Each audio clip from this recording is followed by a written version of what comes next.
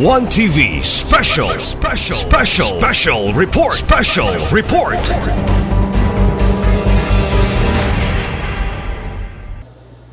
Is there any barangay officer? Wala.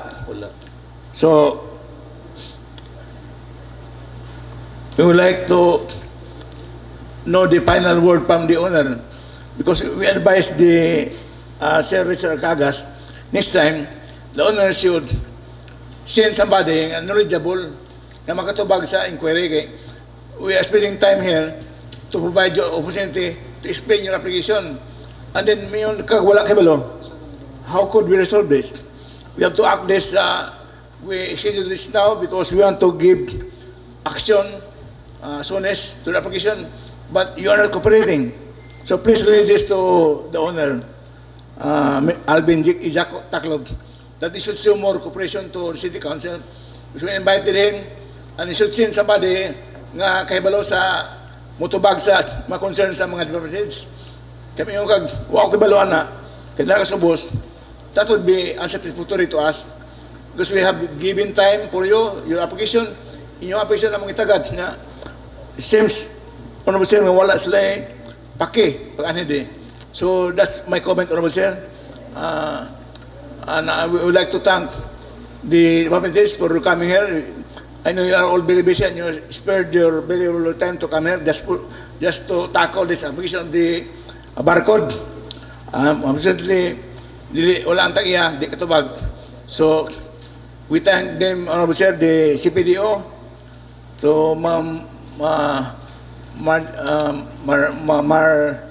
Marjorie, the CMO, Engineer Monaco, the City Service, ma'am, and Dr. Irog, thank you for coming. And also the Fire Inspector, the Fire Marshal, thank you, sir, for your coming. Honorable Sir, I now move to resume the roles to proceed with the decision. Thank you very much, everybody. Thank you. You are now all excused. Thank you very much. Okay, session resume. Thank you, Honorable Sir. We proceed to our item number 5, approval of the agenda for today. There are about 2 written requests for session, Honorable Sir, all from our city mayor, the Honorable Attorney San Numan Pintes. The first request, written request, is for us to pass a resolution determining the members of the Personnel Selection Board of the Local Government of Ozamiz. The members are Chairperson Honorable San Numan Pintes, City Mayor. Members Francisco Bisolita III, Francisco Bisolita III, Executive Assistant OIC CSRMO, Atty. Bueng Cassandra Libitario, Executive Assistant OIC City Legal Officer, Marisa M. Imperio, City Civil Star, and Iris May A. Tobayan, daycare worker. The second written request, Honorable Sir, is for us to pass another resolution authorizing the local executive, Atty. San Numan Pintes, to enter into and sign on behalf of the City Government of Ozamiz the contract of lease for the rental of spaces owned and controlled by the City Government of Ozamiz. With that, Honorable Sir, I move the motion to approve the agenda for today with 2 insertions as requested, Honorable Sir. Okay, it has been moved by the majority floor leader to approve the agenda for today's session with 2 insertions. Any objections? There being none, the agenda is approved. Thank you, Honorable Sir. Everybody was furnished copies of the minutes of our previous sessions on February 26, 27, and March 2 and 10, 26, special and regular sessions, and I guess everybody was able to examine, peruse the contents thereof. Therefore, I move the motion to dispense with the reading of the minutes of our previous sessions and to approve the said minutes in total, Honorable Sir. Okay, it has been moved by the majority floor leader again for the approval of the minutes of the previous regular and special sessions dated February 26, 27 of 2026 and March 2 and 10 of 2026. Any objections? There being none, so the motion is approved. Thank you, Honorable Chair. Item number 7, please proceed to letter B. Proposed resolution from this of Honorable Masigan Sitapayan. Number 1, resolution realigning the amount of 100,000 for maintenance and other operating expenses, MOOA, water, electricity, utility expenses to be aligned to maintenance and other operating expenses. Item repair maintenance, building and structure under Office City Council. Honorable Sir, I move for approval of this realignment. The first reading with reservations. Okay, so motion is approved. Thank you, Honorable Sir. Due to demands of public service, anti-spouse and fiscal investment, and as much as we need amount for the repair of our office building and other structures of City Council, I move the motion to approve this alignment of the amount of 100,000 pesos for approval and second of final reading, waiving the general rules of the Okay, there is a motion from Majority Floor Leader that item number 7, section B1 be approved on second and final reading, waiving the internal rules of this Sangguniang. Any objections? There being none, motion is approved. Thank you, Honorable Chair.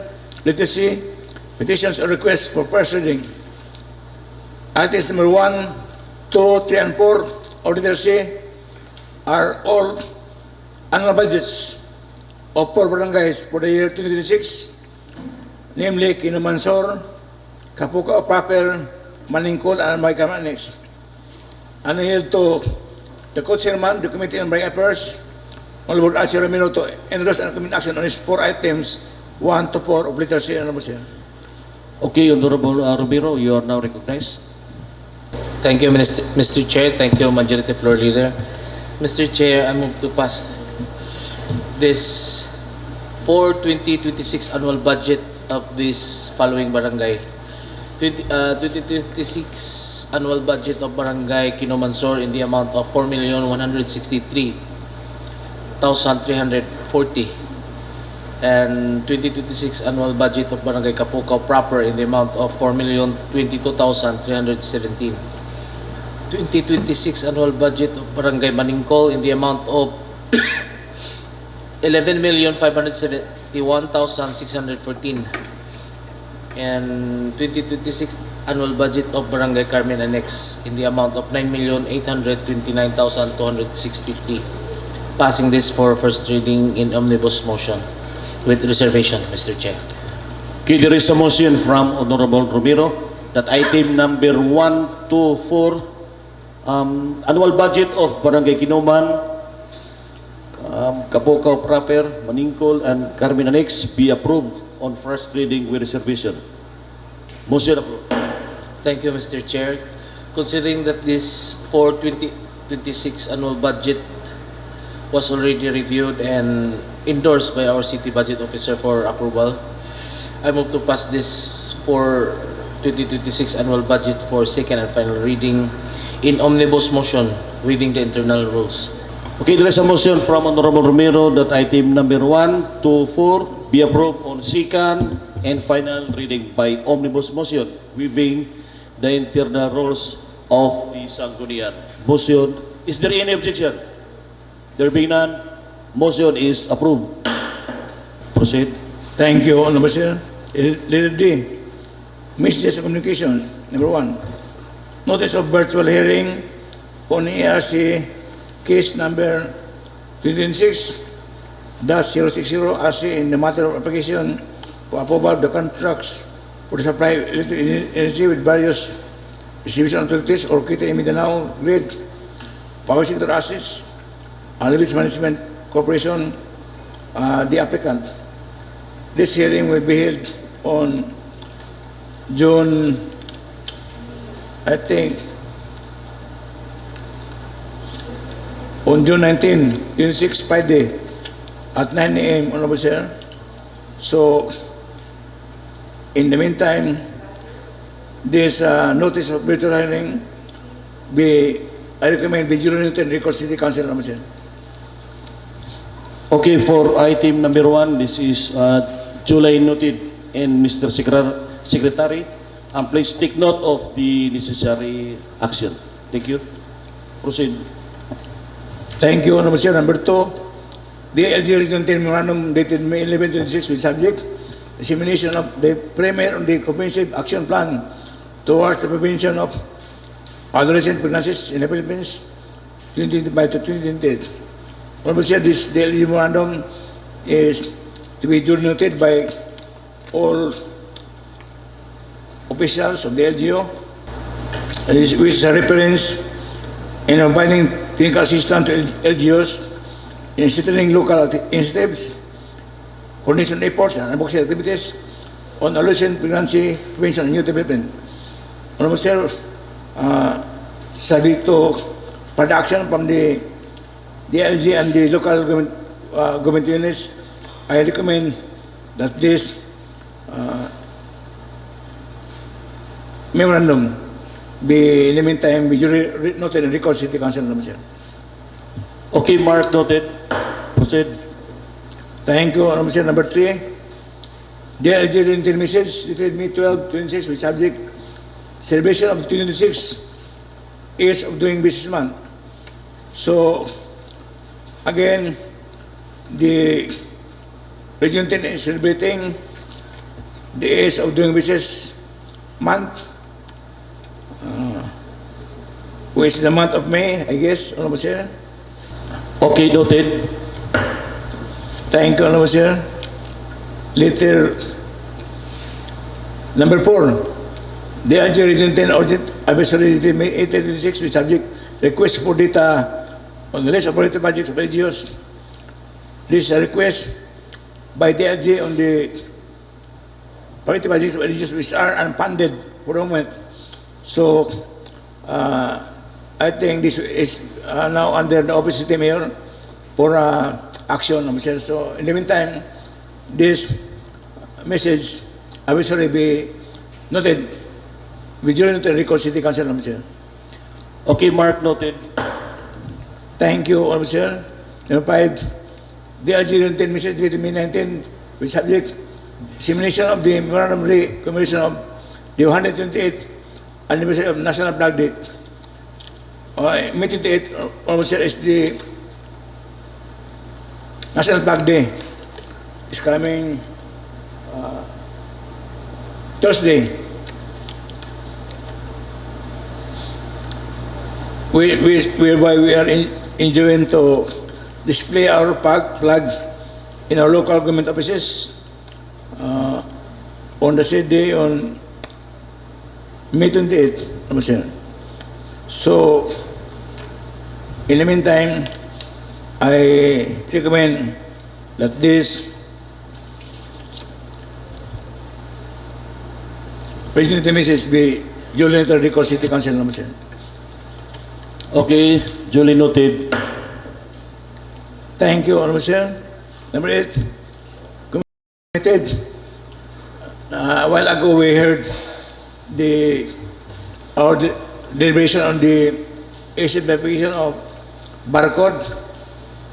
We are supposed to conduct public hearing. After that, we wait for the committee report and to be scheduled in our agenda until it's approved and concurred, and then we'll schedule the vision for second reading, Honorable Sir. So as to today, I'd like to request Honorable Siso, the chairman of the committee on this ECP, Honorable Sir, to deliver an oral committee report on the proceedings we had a while ago with the applicant through Mr. Richard Waikagas and the invited agencies, our CPDO, City Planning and Development Office, our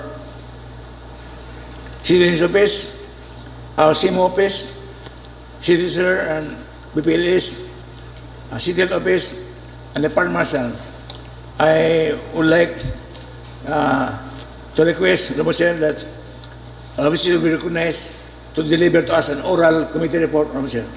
Okay, Honorable Dinky Suiso, you have now the floor. Thank you very much, Honorable Chair and Honorable Majority Floor Leader.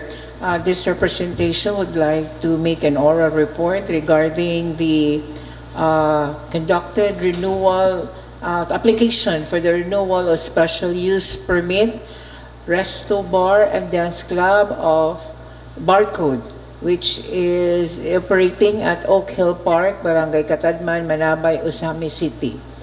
The manifestations coming from the regulatory offices, we will, like the city planning, represented by Ms. Bantilan, classified the said area as C3, high-density commercial zone, and they already submitted the sworn affidavit of conformity from neighbors and religious groups, as well as the barangay certification and conformity, and initially approved and endorsed by the Office of the City Mayor, whose permit already lapsed last April 7, 2026. Now, the City Engineer's Office, represented by Engineer Moray Alianek, noted that the renovation permit and occupancy permit was not being complied with and still subject for another issuance of renovation permit and occupancy. Thus, objected to the granting of the SUP. Mr. Cagas is the representative sent by the Barcode, has no knowledge regarding the said renovation permit and occupancy permit, and therefore refused to address the concern raised by the City Engineer's Office. And Engineer Bundako of the SWIMO did not object on their application, as well as the City Chair's Office, represented by Ana Carmel Villavedes, did not also object to their application, for they already paid the business permit. Dr. Iroirog of City Health Office already manifested that Barcode has already complied with their CR requirements, but out of 6 when it terms to their sanitary permit, with the 6 employees present, only 2 were given sanitary certification permit and lacks 4 employees. And Mr. Cagas understand the situation and express that there are 4 who are not yet capable of securing such, for they have circumstances behind them.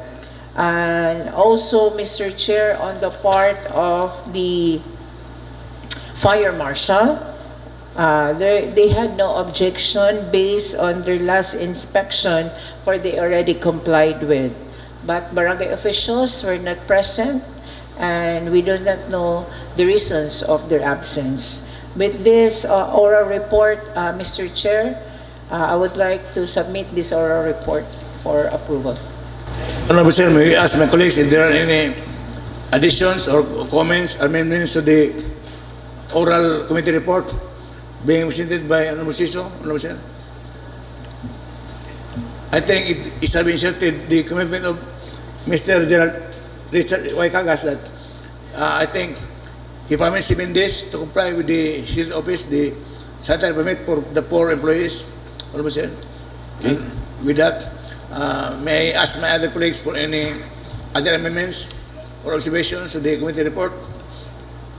Okay, what is the pleasure of the body?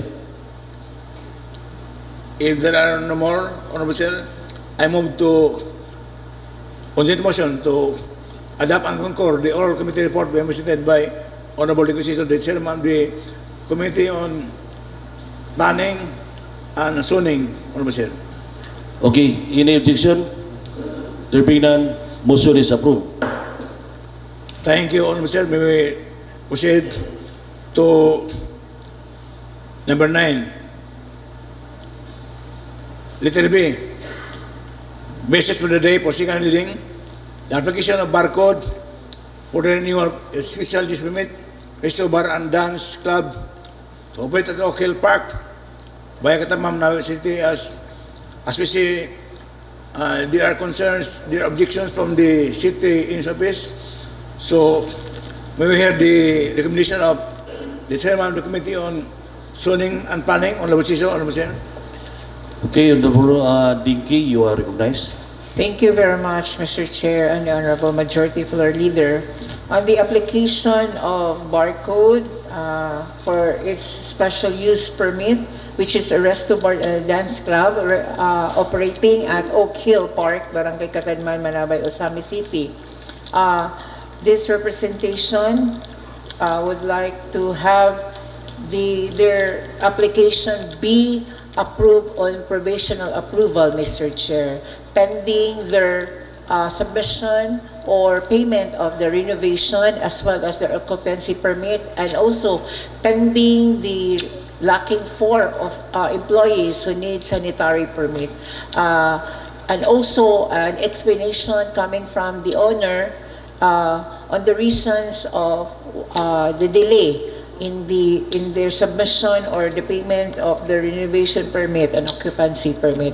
With this, Mr. Chair, SUP will be granted upon compliance of the said lacking requirements and documentation, Mr. Chair. Thank you very much. Okay, motion approved. May we also include, Honorable Chair, the advice of the owner to apply for permit before expiry,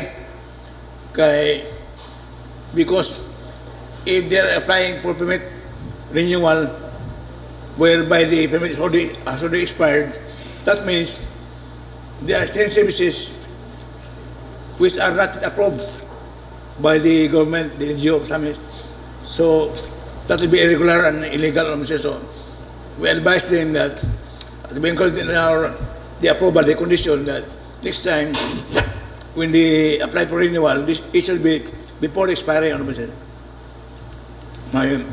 If the Honorable Chair yield to the amendment, Honorable Chair. Okay, well I taken. amend to the suggestion of the Honorable Majority Floor Okay. Leader. I submit, Mr. Chair. Okay, noted. Thank you, Honorable Chair.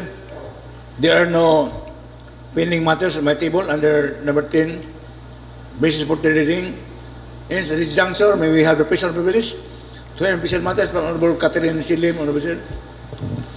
Okay, Honorable Lim, you are recognized. None for now, Mr. Chair. Thank you, Honorable Chair. May we have the pleasure and privilege to hear NBC matters from the co-chairman, Honorable Archie Ramiro, Honorable Chair. Okay, you recognize Honorable Romero. Okay, proceed. Thank you, Honorable Chair. May we have the pleasure and privilege to hear on matters concerning the intelligence people from Honorable Dingsi, Honorable Chair. Okay, Honorable Dinky, you are recognized. For IP matters, Mr. Chair, none as of the moment. Okay, proceed. You may fail. Before I proceed to item number 15, may I know from anybody if tomorrow is holiday, Muslim holiday, was it declared by the national government? So tomorrow is national holiday. Adha, no? Adha. Wednesday. Okay. May I know if my colleagues has any other announcement, Honorable Chair, before I proceed? I guess there's none, so I now move to adjourn the negotiation, Honorable Chair. Okay, session adjourned.